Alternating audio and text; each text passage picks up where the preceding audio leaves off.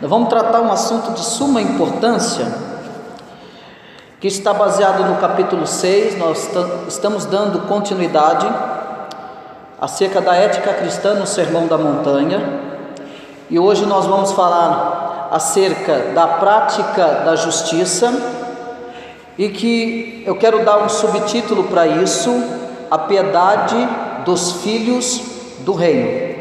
Dentro da prática da justiça, estou dando um subtítulo sobre a piedade dos filhos do reino.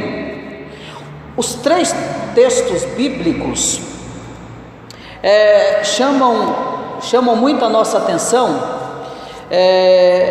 para esse grande tema que eu acabei de dizer acerca da prática da justiça. Por quê? Porque nós vemos que lá no livro de Isaías, o capítulo 58, do versículo 1 ao versículo 12, mostra que as práticas religiosas carecem de valor se não estiverem acompanhadas pela justiça e pelo amor ao próximo. Vamos falar acerca do verdadeiro jejum, que não consiste em apenas atitudes exteriores. Nós vamos ver isso no versículo 5 do capítulo 6, mas na renúncia à injustiça e na sincera dedicação ao serviço dos demais.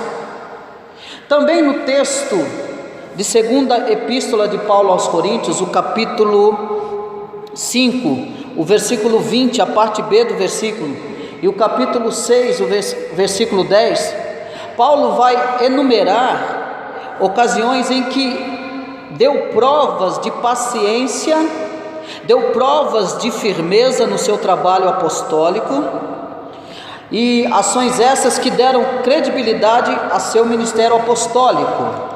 Ele provou todo o seu trabalho com paciência, com firmeza, e isso trouxe ao seu apostolado muita credibilidade acerca disso.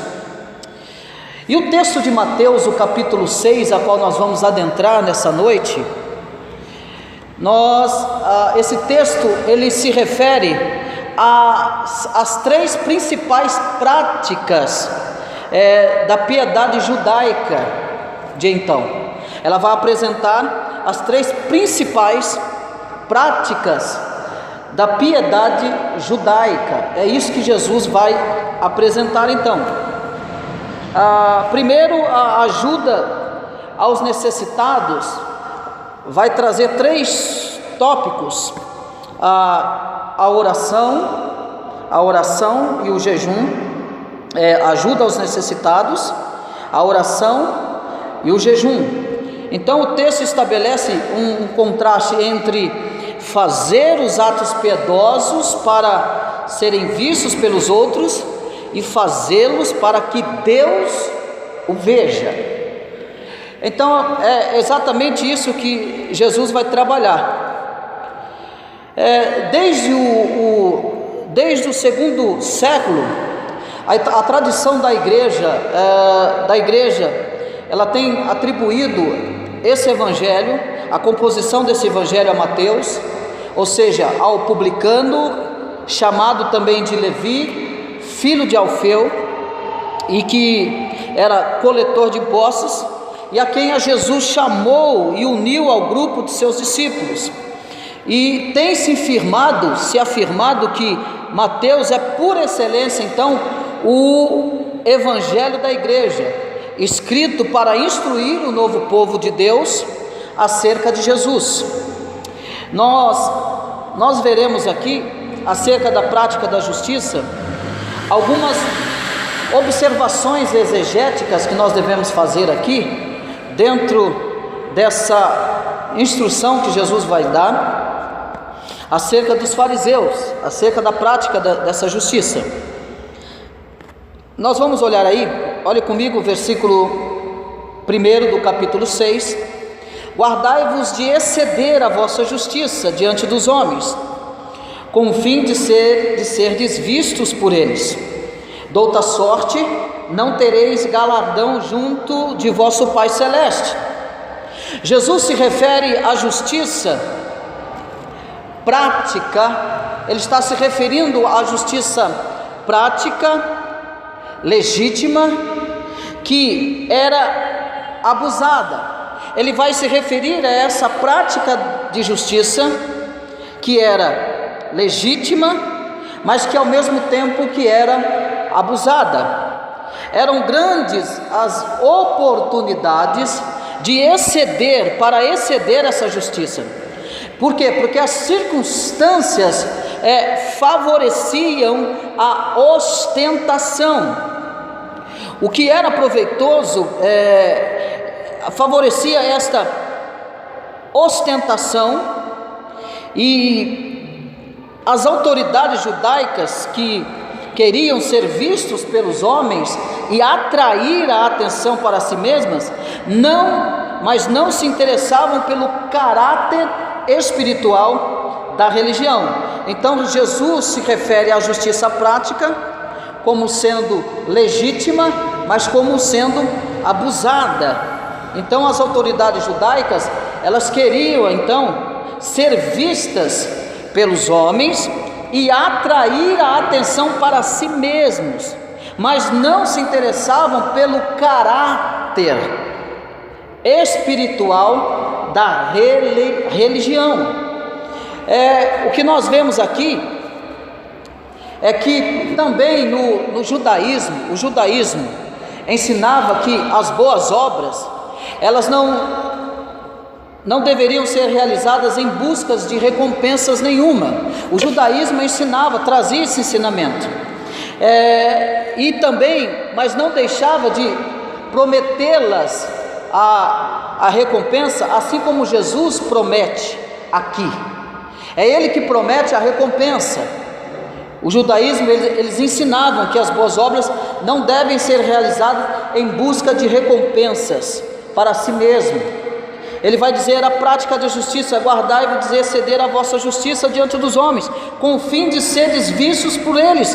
De outra sorte não tereis galardão junto do vosso Pai Celeste. Então ele está falando sobre esta justiça que era abusada, esta justiça que era ostensiva, o que era que eles ostentavam, de praticar boas coisas, de praticar a justiça era praticar caridades, atender a necessidade de alguém, fazer alguma coisa por alguém e tocar a trombeta diante de si e mostrar para todo mundo ver o que ele estava fazendo. Essa era a prática da justiça, que deveria ser legítima e que era do ensinamento judaico da época de Jesus, porém que era abusada. Eles ostentavam isso, eles não faziam isso de coração, eles não faziam isso porque amavam exatamente o que estavam fazendo ou realizando. Eles faziam isso para serem vistos literalmente pelos homens, Então,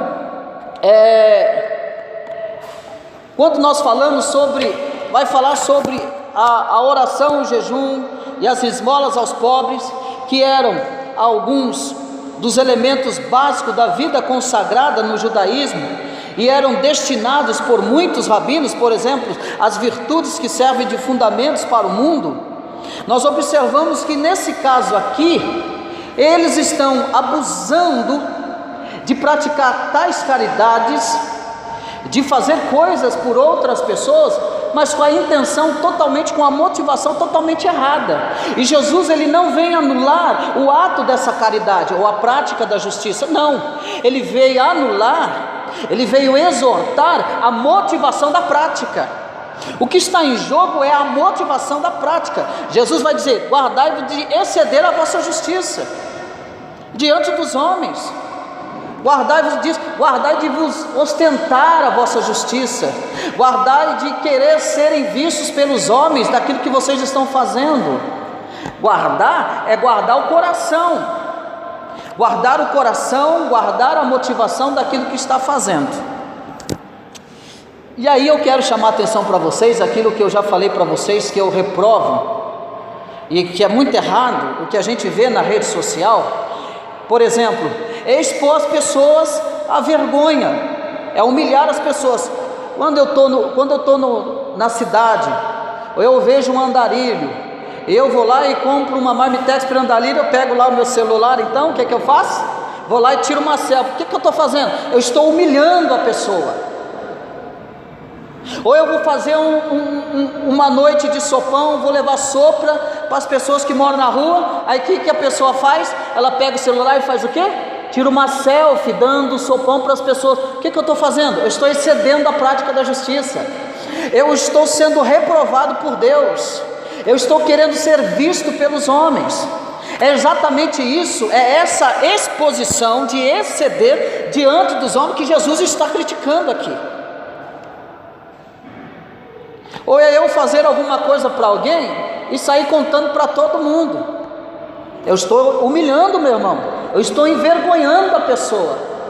Sabe fulano de tal? Sei, ele estava precisando disso tudo, eu fui agir de caridade, eu fui agir com a prática da justiça, ou com a piedade, como filho de Deus que eu sou, afinal de contas, eu preciso externar a minha piedade. Então sabe o que eu fiz? Eu fiquei sabendo que o irmão lá estava precisando de uma coisa, aí eu fui lá e comprei, levei para o irmão, só que ele conta para todo mundo.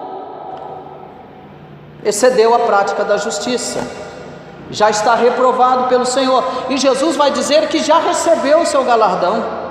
Ele vai falar que aquele que pratica tal coisa já recebeu o seu galardão, não recebeu dele. Por quê? Porque os fariseus, eles praticavam isso, exatamente isso. A motivação deles era exatamente serem vistos pelos homens. Mas vamos continuar aí. O versículo 2, ele vai continuar falando da prática da justiça, ou dessa piedade, ou dessa caridade. O versículo 2: quando, pois, deres esmola, não toques trombeta. Ele está continuando falando: não toque trombeta diante de ti, como fazem os hipócritas nas sinagogas e nas ruas, para serem glorificados pelos homens. Então, para aí, Jesus está dando continuidade e chamando a atenção e fala: não faça como esses hipócritas que vivem dentro da sinagoga e nas ruas, e que fazem, que dão esmolas. E a questão aqui de dar esmola, a palavra esmola aqui, é de você atender a necessidade de um irmão, é atender a necessidade daquele que está necessitado. Só que os hipócritas, esses fariseus, faziam isso nas sinagogas e faziam isso também nas ruas. As pessoas mais pobres, eles faziam isso e tocavam trombeta diante de si.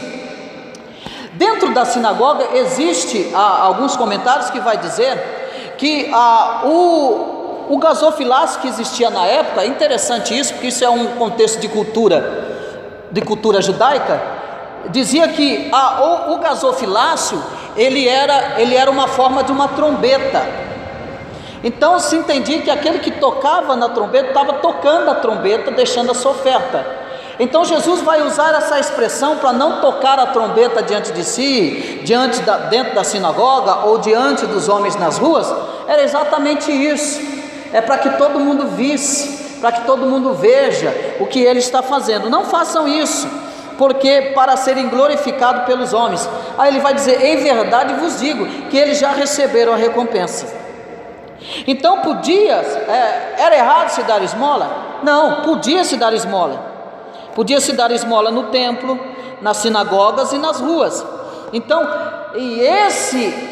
essa oportunidade também eram grandes oportunidades para exceder também a justiça, porque as circunstâncias favoreciam a ostentação, o que era aproveitado pelas autoridades religiosas.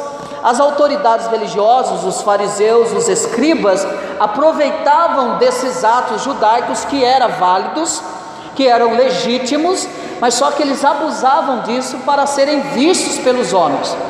É aquele mesmo que gosta de se exibir, o verdadeiro camarada que gosta de se exibir, de dar algo para a pessoa e sai tocando trombeta para todo mundo. Você já encontrou pessoa assim? Levanta a mão aí. Nós já fizemos isso? Nós já fizemos isso? A gente, como pecadores que somos, nós corremos o risco de exceder o nosso coração. A grande verdade que Jesus nos chama a atenção é para sondar a motivação do nosso coração. Qual é o motivo que eu estou fazendo isso? Por que eu estou fazendo isso? E como que eu tenho a resposta disso? É de como que eu manifesto a caridade que eu vou executar para com alguém. É errado abençoar um irmão? Não.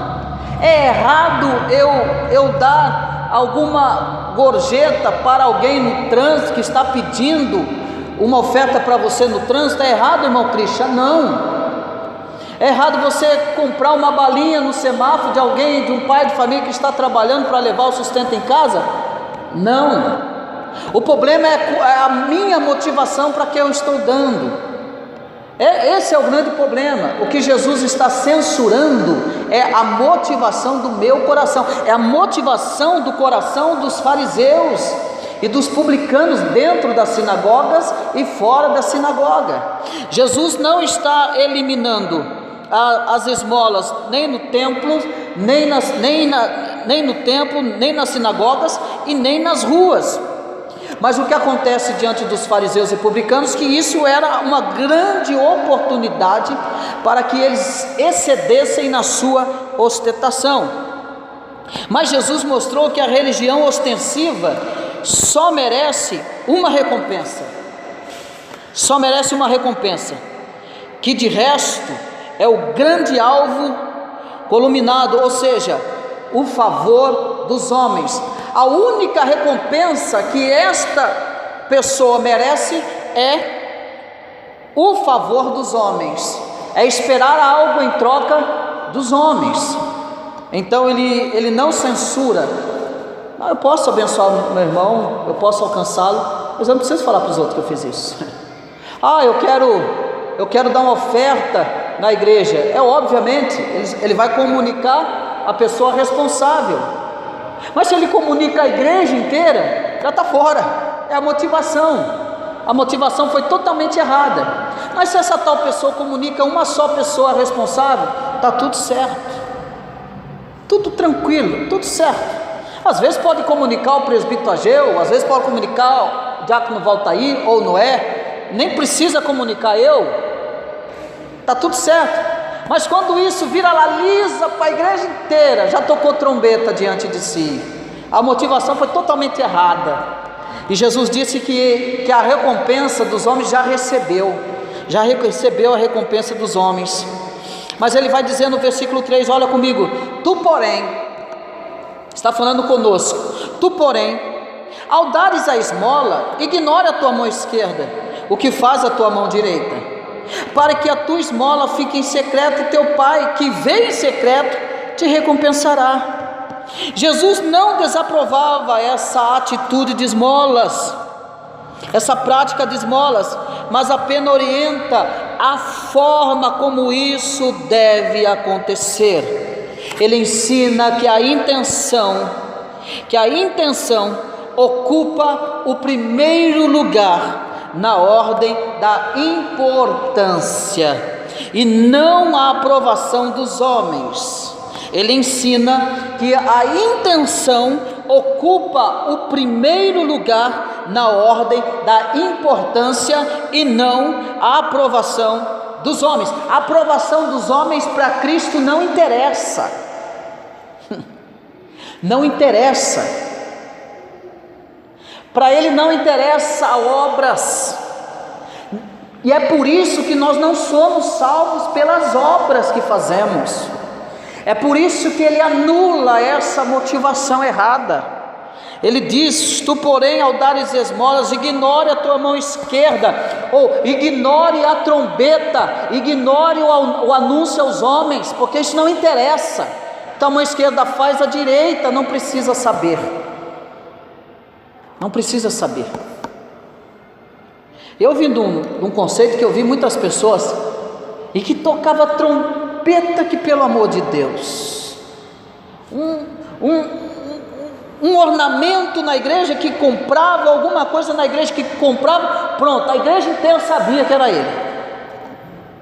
Há uma coisa que fez, a igreja, olha, fui eu que fiz, está vendo? Isso é síndrome de ostentação dos fariseus e publicanos, dentro e fora da igreja, dentro e fora. O que acontece com as pessoas que são alcançadas com essa prática de piedade? Elas são humilhadas, expostas ao ridículo. Irmão, o que tem de crente que faz isso, você não tem ideia. Hoje eu não vi mais, mas às vezes você vê. As pessoas conseguem ver a desgraça das pessoas. Olha, eu estou levando lá água. Olha aqui, estou fazendo. Não é isso. Não tem nada a ver com ação social ou obra missionária. Isso é outra coisa. Mas é de ostentar mesmo. Eu que fiz, e não sei o que. E vai tocando a trombeta diante de si. Mas nós precisamos entender que Jesus vai dizer que aquele que dá não deve orgulhar-se disso e nem deve procurar a aprovação alheia em face de sua atitude. Então ele não deve procurar a aprovação alheia. Não deve procurar a aprovação alheia, não deve buscar glória para si. Ele deve faça de todo o coração, pratique a piedade, porque a piedade faz parte dos filhos do reino de Deus. Piedade, ela está ligada a características dos filhos do reino de Deus. Isso deve ser espontâneo, isso deve ser natural naquele que é o filho pertencente do reino de Deus, a caridade. E aquele que age com essa caridade, que vem da própria essência de Deus, atribuída a nós e transferida a alcançar outras pessoas, eu não tenho que buscar glória nenhuma para mim mesmo, nenhuma. Por quê? Porque a caridade deve beneficiar a pessoa que está necessitada e não o próprio doador. A caridade é para beneficiar aquele que carece desse benefício e não daquele que tem a condição de doar esse benefício. Essa deve ser a caridade de todos nós. Mas no versículo 4 ele diz: para que a tua esmola fique em secreto, e teu pai que vem em secreto te recompensará. Se a esmola for dada a um desconhecido, se a oferta, se a piedade for externada a um desconhecido, em lugar afastado das estradas do intenso trânsito, logo da vista de qualquer pessoa, à noite, e ainda assim os olhos de Deus verá tudo. Ainda que eu faça coisas que ninguém está vendo, ainda que eu realize obras de caridade aonde ninguém vê, nas estradas, nos valados, nos becos, nos lugares mais longínquos, e ninguém vê nada do que eu faço, ainda que eu gaste todo ou uma parte do meu pagamento do mês com alguém que ninguém nunca viu na vida e que essa pessoa nunca me viu, ainda assim o Senhor dos céus, Ele estará contemplando o meu ato de piedade, de caridade, e nós receberemos dele o nosso galardão. Nós receberemos dele somente receberemos. O ato de caridade pode escapar à atenção das pessoas. O ato de caridade pode escapar à atenção de qualquer pessoa, pode escapar à atenção de qualquer um. Talvez as pessoas não olhem você como alguém que pratique a piedade ou a caridade. O que Jesus está dizendo aqui, está nos mostrando aqui nessa noite, é que para eu ser piedoso, eu não preciso tocar trombeta, eu não preciso apresentar minha mão esquerda para todo mundo ver, para ver que eu pratico piedade. O que Jesus está dizendo: pratique a piedade e não se preocupe com o que as pessoas dizem, não se preocupe com as acusações, porque a preocupação dos fariseus e escribas era exatamente com aquilo com que as pessoas iam dizer deles. É totalmente oposto da nossa lógica. Então não se preocupe, meu irmão, quando as pessoas lhe acusarem: você não faz nada, você não contribui, você não faz piedade, você não ajuda ninguém. Fique em paz, o importante é você e Deus, é você praticar essa piedade. A sua responsabilidade não é que as pessoas tenham que ver você fazendo isso, a tua responsabilidade tem que ser com Deus. Deus precisa ver você praticando a piedade. Jesus não censura que nós não devemos fazer piedade. Ele diz: façam piedade, mas não esperem nada dos homens, esperem de Deus. Essa é a grande verdade para nós nessa noite. Então tire as inquietações, as preocupações que as pessoas têm que ver. Não é isso que Jesus está dizendo. E exatamente o que os fariseus faziam: eles iam na rua, pegavam os pobrezinhos lá e eles ostentavam isso, essa atitude, essa altivez de coração. É como se pegasse o porta-malas do meu carro, eu vou lá no meio de uma favela: ó, fulano, tira a foto aí, e começa a descarregar feijão, um monte de brinco. Ó, tira a foto aí, tá vendo? Eu estou sendo caridoso. Não é isso que Jesus está falando para fazer. Os fariseus faziam isso. Para o nosso entendimento, era exatamente isso. Para quê? Para que eles fossem venerados, para que eles fossem considerados homens piedosos, espirituais, caridosos. Tira, mentira. O ato de caridade então pode escapar a atenção das pessoas, mas o Pai das misericórdias toma conhecimento de tudo, e esse Pai misericordioso galardoa com amor aqueles que praticam tais coisas. Então, entre a questão da caridade ou a questão da prática da justiça, o primeiro ponto é: a caridade deve ser realizada em segredo.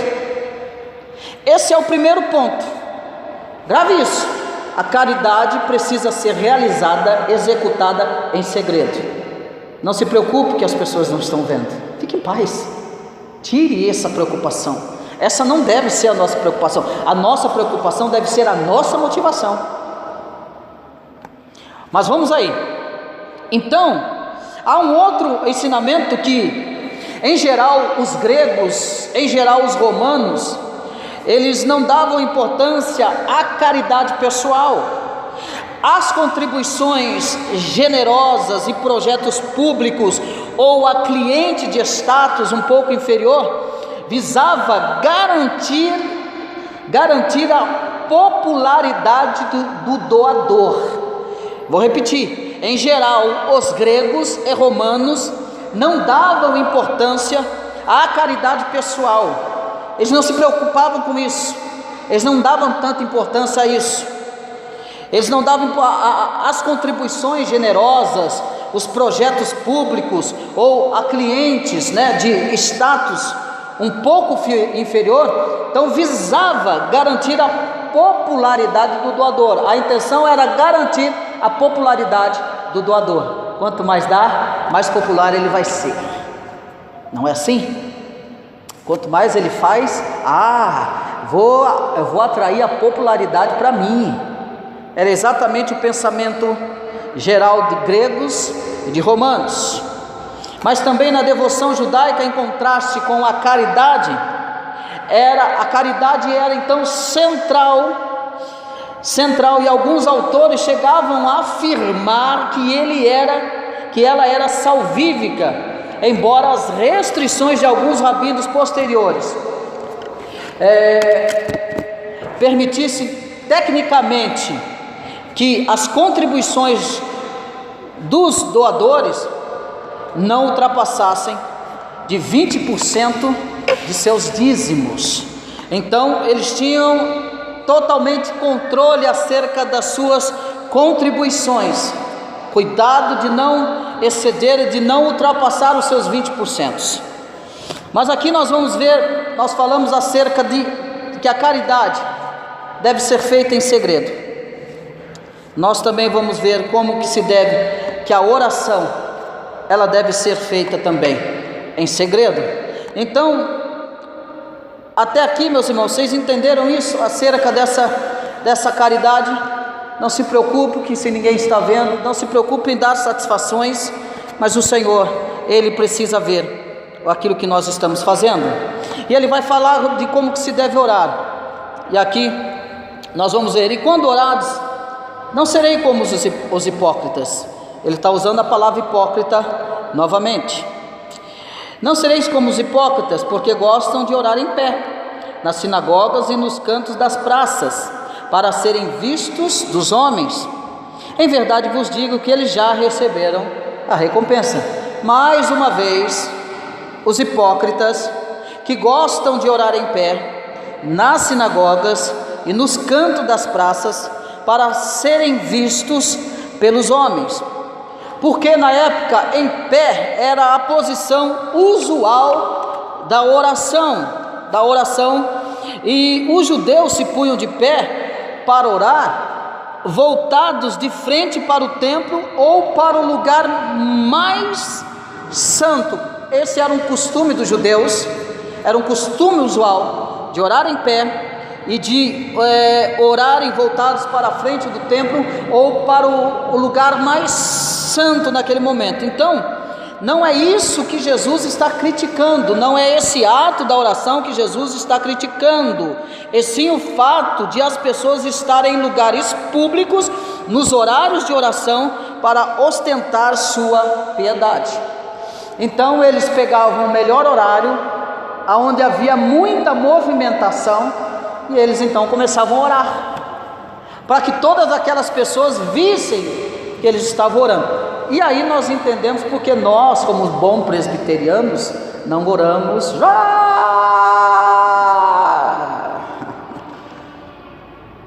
dá para cair umas fichas, né?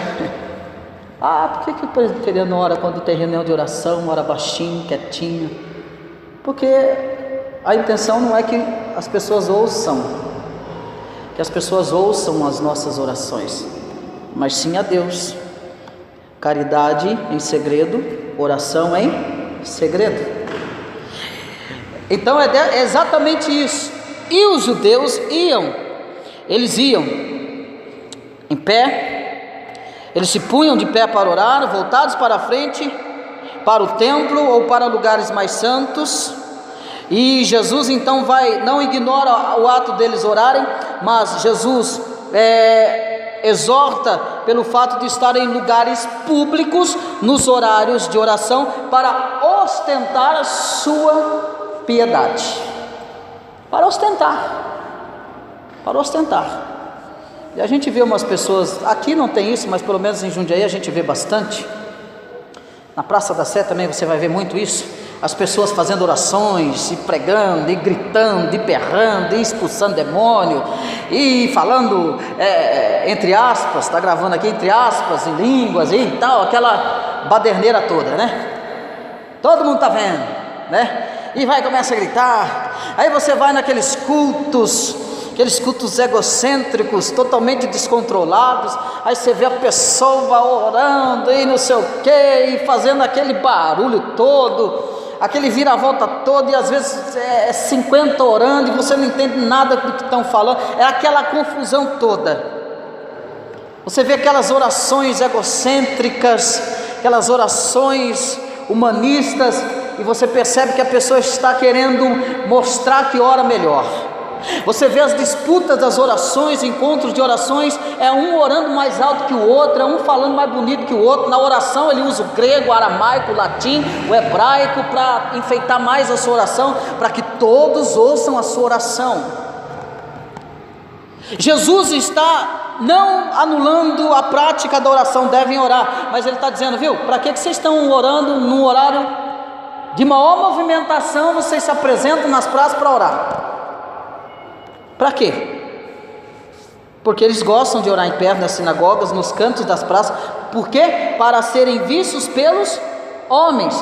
Mas ele vai dizer, em verdade vos digo que eles já receberam a recompensa. Aí Jesus vai dar outro conselho. Tu, porém, ou seja, nós, quando orares, entra no teu quarto e fecha a porta. Orarás a teu pai que está em secreto, e teu pai que vê em secreto te recompensará. Então ele convida a que entre no quarto, feche a porta e oras ao teu pai em secreto. Ore ao teu pai em secreto, fique ali e fale com o pai, e o teu pai que vê em secreto te recompensará. Então ele fala a mesma coisa, a questão não só da caridade, mas ele está falando acerca da oração. Ele fala acerca da oração. Aí ele no versículo 7 e 8: e orando não useis de vãs repetições como os gentios, porque presumem que pelo seu muito falar serão ouvidos. Não vos assemelheis, pois, a eles, porque Deus, o vosso Pai, sabe o que tendes necessidade antes que lhe peçais. Então não fica aquelas orações repetidas, né? Eu vivi uma fase de ver essas orações, eu acompanhei, eu vivi esse meio de orações repetidas, ou você vê essas orações repetidas em outro conceito religioso, que não carece dizer aqui, mas vocês sabem o que eu estou dizendo, são orações já feitas, preparadas e são repetidas, né? Ou alguém recebe, faça essa oração comigo, repita essa oração comigo. Isso é orações repetidas, orações vãs. Por quê? Não vos assemelheis a isso, não fique com essas orações, repetindo essas orações, que era uma maneira pagã de forçar os deuses a conceder os favores. Então os pagãos que oravam dessa forma, eram os pagãos que ficavam repetindo as mesmas frases, para ver se eram atendidos pelos seus deuses, e para ver se os seus deuses concediam os favores em voga com as adorações que eles faziam, as repetições que eles faziam. Aí Jesus vem e diz: olha, e orando não useis de vãs repetições como os gentios, porque os gentios fazem assim, os gentios praticam assim, buscando em seus deuses o favor, que os seus deuses concedam esse favor. E nós vemos essas práticas de vãs orações e repetições até hoje, no meio do cristianismo e outros conceitos cristãos. Nós vemos essas vãs repetições. Ele diz: não vos assemelheis, pois, a eles, porque Deus, o vosso Pai, sabe o que tendes necessidades, antes que lhe peçais. Mas aqui não está dando vazão para a gente não orar, porque tem gente que pega esse versículo 8 e vai dizer: já que ele já sabe tudo que eu quero antes que eu peça a ele, então não preciso orar. Se ele já sabe o que eu estou pedindo, né? Não é isso que Jesus está falando. Ele está dizendo para a gente não praticar. Ele está dizendo que o Pai que está no céu, Ele sabe de tudo. É interessante, eu falava com o nosso irmão Ney, que o irmão nosso Ney teve uma boa experiência com Deus nesses últimos dias, acerca de oração. Ele falando comigo, ele disse: olha, eu fiz algumas orações a Deus, eu pedi a Deus. Interessante que Deus me ouviu, está respondendo as minhas orações. São experiências. Eu disse: mas como que Deus faz assim? Ele me perguntava. Não, Ney, o próprio Deus inclina o nosso coração a fazer as orações. Por que é que Ele concede certas orações que nós fazemos e pedimos? Porque essas orações que são concedidas e atendidas são as orações que o próprio Deus inclinou o nosso coração para que fizéssemos. Então você precisa entender isso, que quando nós recebemos a resposta da oração, é porque Ele mesmo já inclinou o nosso coração para fazer tal pedido a Ele, porque já na eternidade dele, Ele já ia conceder para você. Entendeu isso, irmão? Você entendeu isso? Essa é a questão de Ele saber qual é a nossa necessidade antes de nós pedirmos. Quando você pede, Ele já sabia o que você ia pedir. É Ele que inclina o teu coração para pedir exatamente aquilo que Ele vai conceder para você, porque Ele sabe qual é a tua necessidade. Isso é extraordinário. O texto vai dizer, eu me lembro se é em Romanos, ou é em João, que é Ele que efetua em nós tanto o querer quanto o realizar. E quando Ele opera em nós esse querer, é exatamente isso. Quando você vai orar, ore ao Pai, não fique com vãs repetições. Ele sabe o que você necessita. Por quê? Porque é Ele que efetua o querer em nós. O querer do Ney orar a Deus sobre um pedido, e é Ele exatamente que vai executar o pedido que o Ney fez, mas que foi Ele que colocou no coração do Ney para que o Ney fizesse. Isso é lindo, irmão. É estar no controle, na soberania de Deus. É de você saber que aquilo que Ele concede e aquilo que Ele não concedeu não é segundo a vontade dEle. A gente cai nisso, a gente desliza e sai fora da vontade dEle no pedido de oração, sim. E Ele não nos concede, não, porque isso não está no centro da vontade dEle. Qual deve ser a minha oração então? Sem vãs repetições, e deve estar no centro da vontade do Senhor. Senhor, o Senhor conhecedor de tudo. Eu estou orando a isso, Senhor, mas que seja feita a Tua vontade. E nisso nós temos exemplo do Seu próprio Filho Jesus. Seja feita a Tua vontade, não a minha. A Tua vontade precisa ser feita, e a Tua vontade será cumprida na minha vida. Entendeu isso, irmãos? Tem alguma dúvida sobre isso? Acerca da oração? Alguma dúvida? Então, nesse caso, a oração ela deve ser em segredo. E ele vai descer aqui falando sobre a oração dominical. Portanto, ele ensina: portanto, vós orareis assim: Pai nosso que estás no céu, santificado seja o teu nome, venha o teu reino, faça-se a tua vontade, assim na terra como no céu. Percebeu aí a centralidade da oração do Pai Nosso? A vontade dele. Portanto, vós orareis assim: Pai nosso. Nosso de quê? Pai de todos. Pai de todos, daquele que invocam. Que estais nos céus, santificado. Não é eu que o santifico. Ele está santificado, seja o teu nome. Venha o teu reino, faça-se a tua vontade, assim na terra como no céu. O pão nosso de cada dia dá-nos hoje, e perdoa-nos as nossas dívidas. Perdoar as dívidas aqui, perdão da dívida aqui, isso aqui no original é o perdão da dívida que ele está falando. No original é o perdão do pecado. A dívida aqui no original é perdão de pecado. Perdoa o meu pecado. Você já ouviu alguém dizer assim: se você não perdoar o seu irmão, você não será perdoado? E aí ele vai orar: perdoe os meus pecados, assim como eu tenho perdoado os pecados do meu irmão, do meu próximo. Se eu não perdoo o meu próximo, eu não receberei perdão de Deus. A dívida aqui é essa. Ele diz: assim como nós temos, e perdoa-nos as nossas dívidas, assim como nós temos perdoados aos nossos devedores, assim como nós temos perdoados os nossos devedores. E não nos deixes cair em tentação, mas livra-nos do mal, pois teu é o reino, o poder e a glória para sempre. Amém.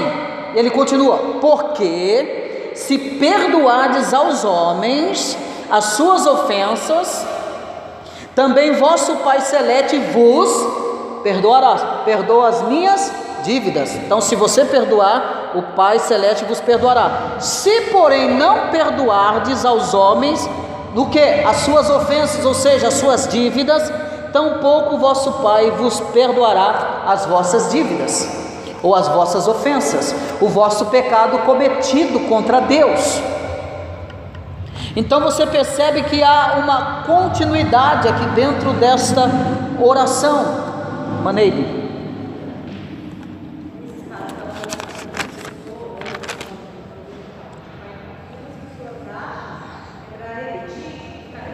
Para ficar isso. Tem um ensinamento. Sim. Não é para repetir, é um modelo de oração. Exatamente. Sim.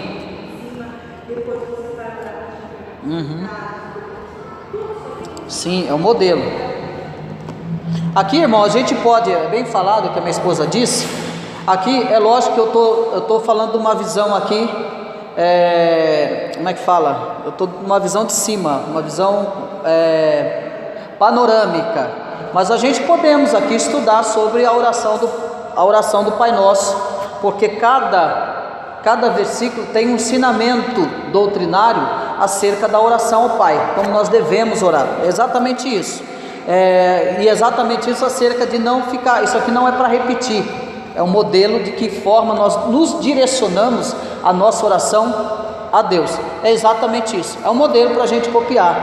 Pai Nosso, santificado, honrar a Deus. Nós não invocamos aqui o Senhor, nós não exaltamos ao Senhor, depois nós não temos nosso momento, nós falamos que Ele é santo na oração, na invocação, depois não tem momento que nós pedimos perdão dos nossos pecados, não oramos confissão de pecados, tudo isso. Então esse é o modelo, não é para ficar repetindo na igreja, isso, não ficar repetindo, isso aqui não é para repetir, é para copiar esse modelo de oração. Tudo bem? Entenderam isso? Bem lembrado. Mas vamos lá. Agora ele vai falar ele instrui acerca da oração, ele dá o modelo para se orar, ele repreende o uso de orações de vãs repetições, como os gentios oravam, buscando em seus deuses a resposta daquilo que eles queriam. E agora ele vai falar acerca do jejum. Nós falamos da caridade que deve ser em segredo, falamos da oração que deve ser em segredo, e agora nós vamos falar acerca do jejum que deve ser em segredo. Quando jejuardes, não vos mostrei, versículo 16, não vos mostreis contristados como os hipócritas, porque desfiguram o rosto com o fim de parecer aos homens que jejuam. Outra vez ele vai falar acerca de jejum. E aqui eu quero chamar a sua atenção, irmão, pasme você, porque quando a questão do jejum, ou do dia do jejum que era realizado, o jejum é o terceiro exemplo da prática da verdadeira religião. Ele é o terceiro, o primeiro é a caridade, o segundo é a oração e o terceiro é o jejum, a prática da verdadeira religião. O jejum era uma parte importante da tradição da piedade judaica. Então a lei judaica previa pelo menos um dia nacional para o jejum, era um dia nacional do jejum, ou seja, o dia da festa solene da expiação, que era comemorada para o dia de jejum. E é exatamente a isso que Jesus está chamando a atenção. E é exatamente nesse dia que os fariseus, os hipócritas, aproveitavam. Novamente está eles lá aproveitando. Na tradição judaica, pasmem vocês, viu, irmão? O que eles faziam? Ela é legítima, esse jejum, por causa do dia da expiação, o dia do jejum que era estabelecido, que era o terceiro exemplo da prática da verdadeira religião. E só que nessa questão do jejum, era o dia que ele deveria estar com o rosto mais aceso e satisfeito e sorridente do dia. O mandamento é que nesse dia não viesse transparecer nenhum resquício de que ele estava consagrando ou que ele estava jejuando. Ele teria que lavar bem o rosto, ele teria que pôr a melhor roupa, o melhor sorriso no rosto e ir para esse dia de jejum da expiação sem demonstrar nenhum tipo de contrição, de tristeza. Mas o que eles faziam?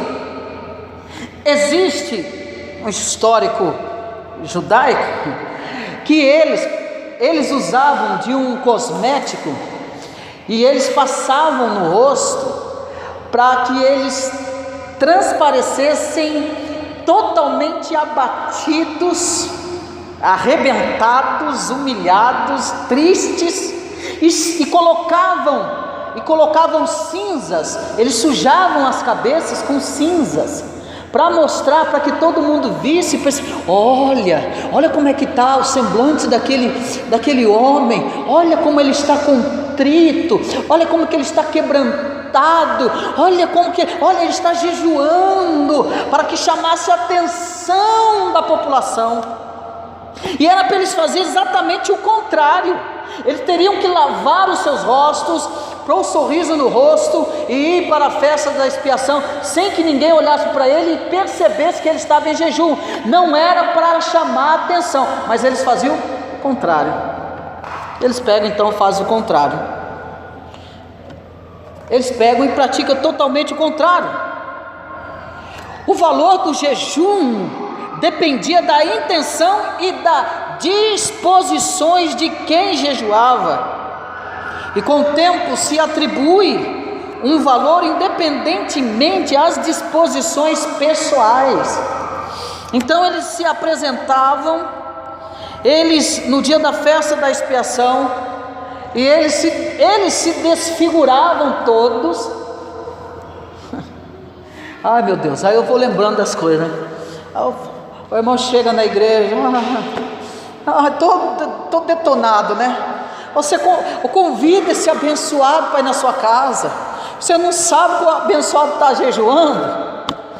E aí aquele irmão, a síndrome do fariseu, nossa, ele não vê a hora, irmão, perguntar para ele: irmão, você está jejuando? Vamos, está jejuando? Eu tiro por mim, eu vou confessar o meu pecado para vocês. Eu vou confessar o meu pecado para vocês.